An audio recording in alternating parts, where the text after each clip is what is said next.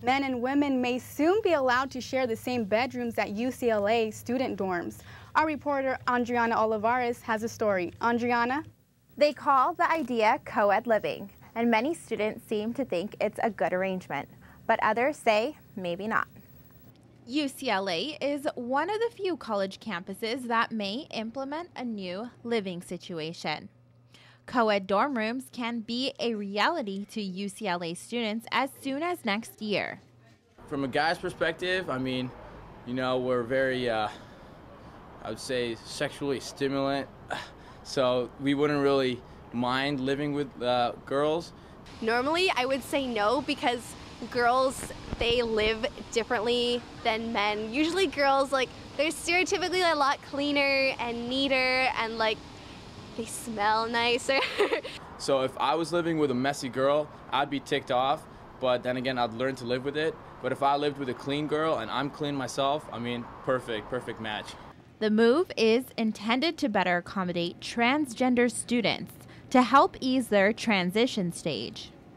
I think it's totally fine, and I know at Oregon they have transgender halls, which I think accommodates everybody, because then girls and guys that don't want to live together don't have to live together, but in other sense, like, it works for everybody.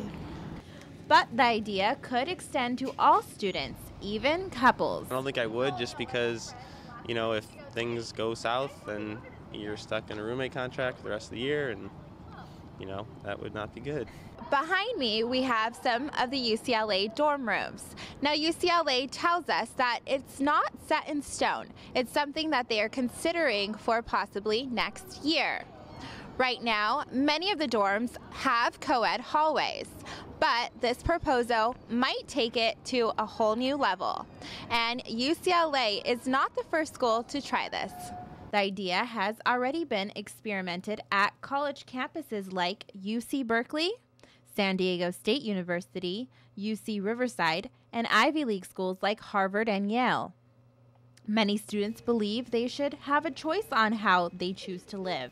College is all about breaking boundaries and new experiences and questioning what you believe and questioning how you live and your habits. So, I mean, we should just try new things, you know? Students have a little more time to think about it and debate co-ed living. The earliest it could start is fall of next year.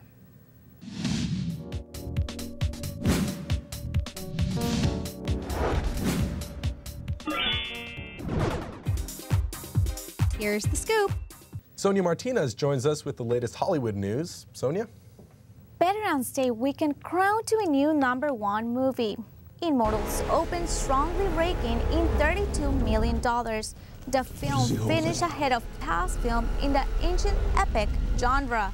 The studio won big after surpassing their hopes for $25 million. Coming in second place was Adam Sandler's family comedy Jack and Jill. Sandler's film scored $26 million in its weekend debut after 2 weeks at the top. The DreamWorks picture Puss in Boots fell the third. Rapper Jay-Z has stopped selling Occupy Wall Street t-shirts because he's been criticized for making a profit on them. The shirts read, "Occupy All Streets." Jay-Z was photographed wearing one at an Occupy protest in New York. Some demonstrators were angry that the rapper company kept all profits from sale of the shirts. It doesn't look like actress Zoe Saldana and Kate Britton are going to make it to the altar. The couple has split after 11 years. People magazine described the breakup as amicable. Despite their split, Saldana says that they will continue to stay committed business partners for their website fashion database.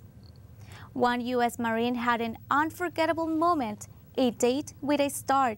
Marine Corporal Kelsey DeSantis invited Justin Timberlake to the Marine Corps Ball in Richmond, Virginia through a YouTube video. Timberlake accepted the invitation and says he was excited to attend. Timberlake says he has always been a supporter of the armed forces. He took a moment to write a letter on the website saying, "To all of you that serve every day for us, ensuring our freedom, I say my deepest gratitude to you." That's it for entertainment. Back to you.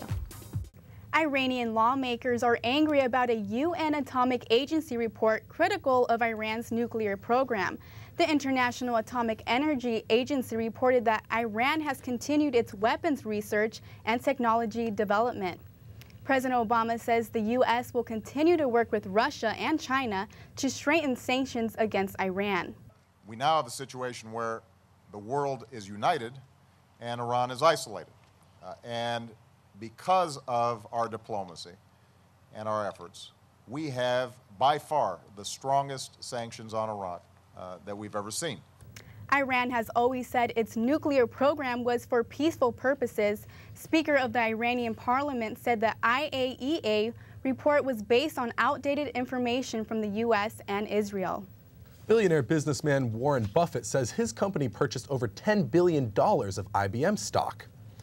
The veteran investor told CNBC that his Berkshire Hathaway company bought nearly 6% of IBM stock. Berkshire has made solid investments even in the tough economy, and other investors follow it closely.